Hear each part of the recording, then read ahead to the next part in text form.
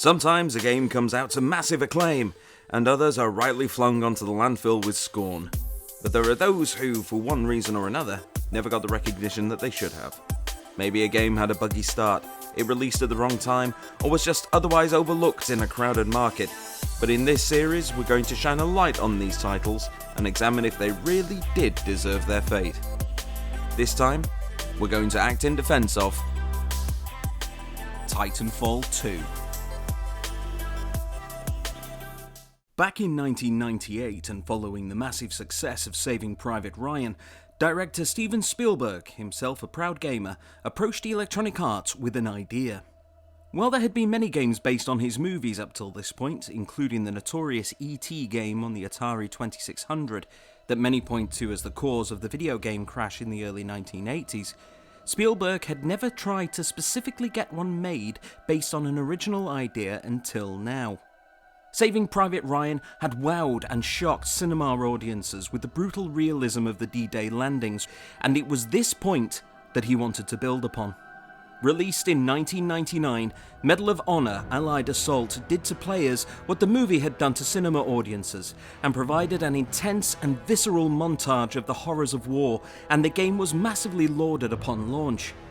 Several people, however, thought that it could be taken further. Enter Jason West, Grant Collier, and Vince Zampella, who at the time had been hired at EA and were part of the team responsible for Medal of Honor and its sequels for the next 2 years. In 2002, they parted ways from the Medal of Honor developer 2015 Inc., and along with several others from the team, founded Infinity Ward. Boosted with an investment stake from Activision, Infinity Ward released their first game, a little-known PC-only title called Call of Duty. The game sold well enough for Activision to buy up the rest of the company, and various ports and spin-offs started to appear on the 6th generation of consoles, but it wasn't until the release of Call of Duty 2 in 2005 as an Xbox 360 launch title that things really started to move up a gear. The generational leap had brought with it more graphical and computational grunt that the team at Infinity Ward took full advantage of, and they crafted a game that took place over 3 different fronts during the European and North African campaigns of World War II. Its high sales started the snowball rolling, and in 2007, the avalanche finally hit. After Treyarch had been brought in to create a direct sequel with Call of Duty 3, Infinity Ward were gearing up to move things out of the slowly stagnating World War II time setting, which they realised with Call of Duty 4, Modern Warfare. The post-9/11 world was still currently ablaze with real-life conflicts across the globe, and the game tapped into that with a gritty and tense campaign that placed gamers in the Middle East and Russia. As more Call of Duty games started to roll off Activision's production line, cracks started to show in the partnership. As production of Modern Warfare 3 continued, it was announced that West and Zampella had been asked to step down by Activision, and a lawsuit had been made by the parent company against the 2 head developers. While the specifics are still not known, Activision had claimed that West and Zampella had colluded with EA on their Medal of Honor revival, and had deliberately used the announcement of their game to overshadow work that was being carried out by Treyarch on Call of Duty World at War. The 2 counterclaimed by stating that royalties and bonus payouts promised to the team from the sales of Modern Warfare 2 had never appeared, and so a $400 million lawsuit ensued, which finally reached an undisclosed settlement in 2012. As far as Activision were concerned, West and Zampella were out, and the company they had founded was their property. Large numbers of the development team left following the case, with many choosing to join the newly formed and aptly named Respawn Entertainment, which had been set up with EA as their publisher. The team pretty much had to start from scratch again, as part of the settlement included surrendering any electronic items, including mobile phones, that might have contained any reference to any existing ideas that had been worked on while with Infinity Ward. The team was greeted by a bare office in their new Los Angeles headquarters, and almost nothing to build a new game with, but they were far from done. As the new company slowly started to build and take shape, ideas for their first game started to come out. Verticality, parkour, and influences from a host of sci-fi sources such as Blade Runner and Star Wars started to filter in. Sculptures were made using store-bought models adorned with assorted accessories to achieve the right look of a used future, where things were gritty and battered, and an overarching idea of riding in giant mechs came to the forefront. Time and money were against them, however, and their first new game, Titanfall, would be under considerable crunch in order to get it out of the door in time with such a small team. Important choices needed to be made, including the game engine. Valve's Source engine was chosen, having proved to be a familiar and useful tool that could work well, providing high frame rates on both the Xbox 360 and PlayStation 3, as the likes of the Orange Box and Portal 2 had shown. To add to the issues, Jason West announced that he would be retiring from the company in 2013 due to family issues, and so the bulk of the game's development fell onto Vince Zampella's shoulders. An exclusivity agreement was announced by Microsoft at E3 in 2013, which eased the problem of developing for multiple platforms, but the pressures of finishing the game were still evident. The campaign was almost totally scrapped, as the time crunch simply didn't allow for a traditional single-player story, so a compromise was made with a series of multiplayer matches, bookended with short narrative scenes that would change whether the player's team won or lost the match. The story created was set in the distant space of the far future. Settlers had been sent out many generations ago under private company sponsorship from the IMC, and now the company wanted to claim its cut. Seeing a wholesale ransacking of what their parents and grandparents had sweated and died over, the militia had been founded to fight back. Both sides would be kitted out in the latest futuristic weaponry and technology, with the biggest being the Titans, two-story mechs that a player could pilot about the battlefield and are called down after an in-game timer reached 0. While the response to the game was favourable, its exclusivity with what was viewed as a failed console at the time and its lack of anything beyond its 15 multiplayer maps severely hampered its sales. Many reviewers praised its combat and mechanics as well as the audio and visuals, but it couldn't help feeling like only half a game. It was enough though. Sales were strong enough that work could begin on its sequel, and this time, things would be different. Different doesn't mean easy though, and the team found that developing a campaign that would feel at home with the rest of the gameplay was much harder than expected. One of the keys to unlocking the single-player mode came when the team was asked for any and all ideas during what's known as a games jam. Nothing was off the table, and everyone could contribute, and contribute they did. Various mechanics and levels were pitched before the story had even been written, with the idea to patch things together with a story afterwards. First off, the player wouldn't be alone.